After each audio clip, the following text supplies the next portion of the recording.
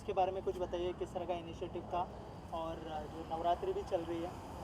ये actually initiative आज नहीं है, ये मैं हमेशा से ही डॉग्स को फीड करती हूँ बिकॉज़ मुझे ऐसे लगता है कि ये जो एनिमल्स हैं वो स्पीचलेस होते हैं, कुछ नहीं बोल सकते और इनके पास ना तो दिमाग होता है मैनिपुलेट करने का, ना ही इनको पास कोई प्रॉपर्टी है, ना सोर्स ऑफ इनकम है। जो हम इनको खिला देते हैं वो उसी में ही खा के खुश हो जाते हैं और बहुत अनकंडीशनल, स्पेशली अब डॉग्स की बात करें तो वो अनकंडीशनल लव क्या है वो हम उनसे सीख सकते हैं। तो इसलिए मेरे को हमेशा एक स्पेशल अटैचमेंट रहा है एनिमल से, डॉग से। तो इसलिए ये मैंने स्टार्ट किया हुआ है। मैं जहाँ पे भी रहती हूँ मैं डॉग्स को खाना खिलाती हूँ और जो ये मैंने अभी 21 डेज़ रेगुलरली किया था सिद्धार्थ शुक्ला जी के नाम से, बिकॉज़ जब मुझे पता चला कि उनकी सोल से बात हुई है और वो डॉग के बारे में सोच रहे हैं, तो क्योंकि मैं एक स्पिरिचुअल पर्सन भी हूँ, न्यूमरोलॉजिस्ट भी हूँ, तो मुझे ये लगता है कि जो जाने वाला होता है उसकी आत्मा को शांति तभी मिलती है जब उसकी अंतिम इच्छा पूरी हो जाती है। तो मैंने अपनी तरफ से एफ़र्ट किए हैं ये, तो यही है।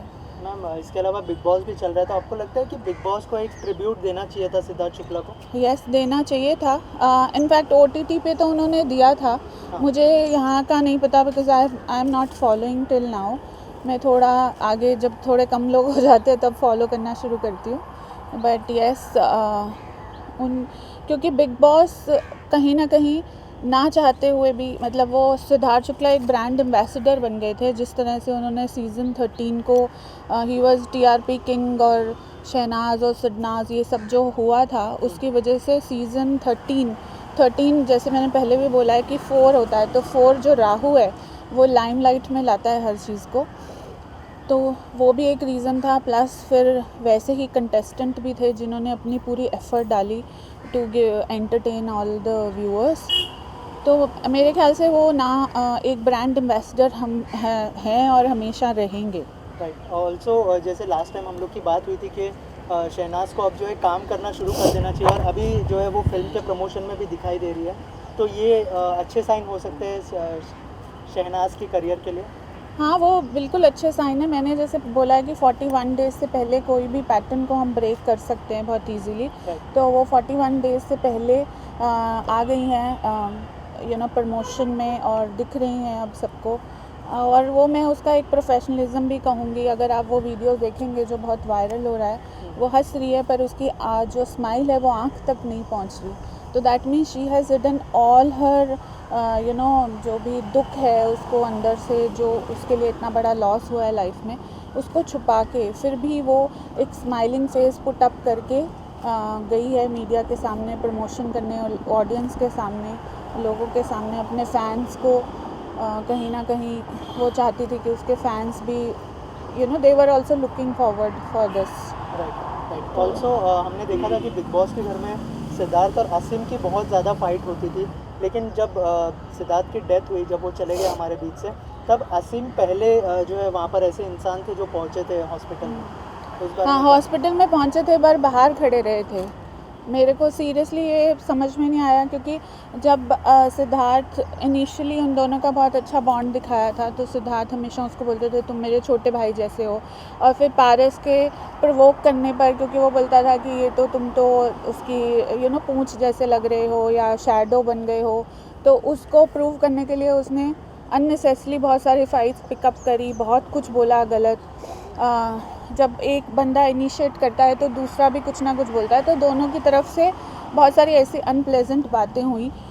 उसके बाद मैंने कभी कहीं पे भी, हमने सोशल मीडिया पे उनकी कोई इकट्ठी पिक्चर नहीं देखी, हमने कोई कुछ भी ऐसा नहीं देखा जो दिखाए कि ये दोनों में आपस में बॉन्डिंग हो गई है। इनफैक्ट जो पोस्ट पार्टी भी हुई थी बिग बॉस की, आई थिंक सिद्धार्थ ने दी थी, उसमें भी ही वॉज़ नॉट इन्वाइटेड। तो फिर अचानक से वो आ गए, मुझे काफ़ी सरप्राइजिंग लगा। मतलब बहुत सारे लोगों को ये क्वेश्चन था कि अभी कैसे इसको अचानक से इतना हो गया। मैं मानती हूँ जब कब कोई भी दुख में रहता है तो हम सब उसको सपोर्ट करने पहुँच जाते हैं, तो सपोर्ट करना होता है। तो जैसे और भी सेलिब्रिटीज़ गए थे, राहुल वैद्य भी वहाँ पहुँचे थे, राखी सावंत भी थी, निक्की तंबोली भी गई थी, तो सब अंदर थे, सब अंदर अब उनकी मदर से मिले और आ गए। ये आसिम का मुझे एक कंसेप्ट समझ में नहीं आया। He was standing outside the house, he was standing outside the Cooper hospital. So what he was trying to do, I didn't get it. Right also आपको लगता है कि जैसे आपने कहा कि ये एक जो है स्टंट भी हो सकता है खुद को प्रमोट करने के लिए या फिर दिखाने के लिए कि मैं सिद्धार्थ का बहुत अच्छा दोस्त हूँ? हो सकता है, मुझे नहीं पता उनके दिमाग में क्या था. जो ऑडियंस है, एज अ व्यूअर मुझे ये लग रहा था कि आज तक आपकी आपस में कभी बात नहीं हुई. इतने 2 साल हो गए बिग बॉस को. और अगर आप देखेंगे तो सिद्धार्थ को हमेशा बिग बॉस में वापस बुलाया गया. उन्होंने वीकेंड का वार भी होस्ट किया था. He was never invited, he was not in that much limelight. तो हो सकता है उनके दिमाग में ऐसा कुछ हो, बट व्यूअर्स को तो यही लगता है कि अचानक से इतना प्यार कैसे. ठीक है, मैं मानती हूँ, मैंने जैसे पहले भी बोला कि किसी के घर में भी दुख तकलीफ़ होता है तो हम चाहे उसको लाइक करें या नहीं करें, हम पहुँच जाते हैं सांत्वना देने के लिए परिवार को, बाहर मीडिया को नहीं.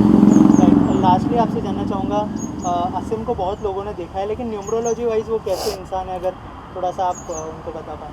न्यूमरोलॉजी वाइज उनका 13 नंबर है जो कार्मिक नंबर होता है. फिर राहु का नंबर होता है. राहु थोड़ा सा इंसान के माइंड को मैनिपुलेटिव कर देता है. जहाँ पे जो चीज़ उनको लगे कि हाँ मेरे लिए अच्छी रहेगी वो वैसे ही करते हैं. तो यही है. Thank you ma'am, thank you so much.